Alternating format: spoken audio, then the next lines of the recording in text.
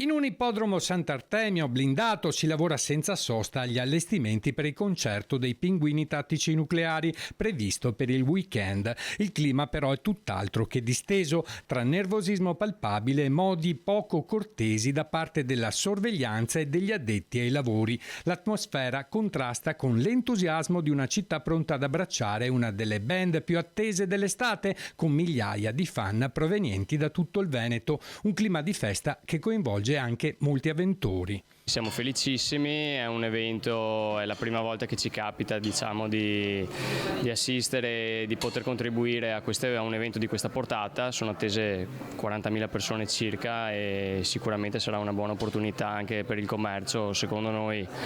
Speriamo di essere all'altezza, di soddisfare la richiesta elevata.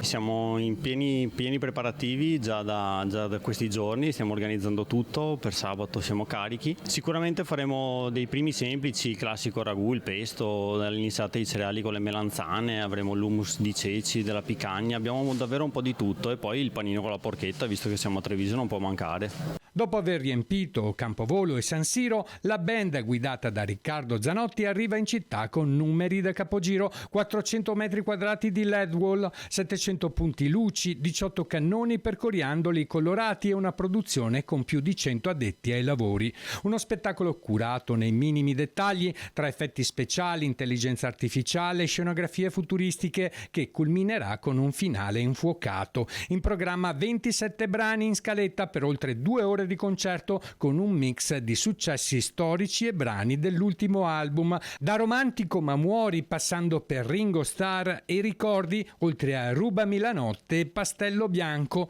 Attesa alle stelle per un evento che promette di segnare un nuovo record per la musica live a Treviso.